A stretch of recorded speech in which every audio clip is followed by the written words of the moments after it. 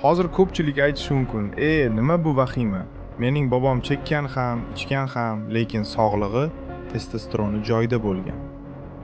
Uzru, lekin bobom yashagan davr haqiqiy jannat bo'lgan. Hozirgi zamon bilan yaqin ham kelmaydi. Shuni tushunishing kerakki, hozirgi hayotimizda har qadamda testosteronni o'ldiradigan narsalar bor. Plastik butilkadagi suvdan boshlaylik. O'sha mikroplastik testosteron ishlab chiqarishni bo'g'ib qo'yadi.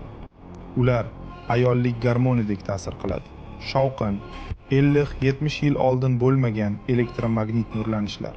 Bularning hammasi ta'sir qilyapti. Ovqatlarimizni qara.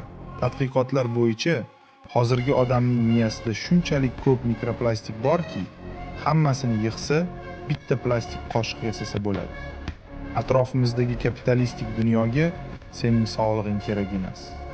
Dunyo bo'yicha statistika shunaqa.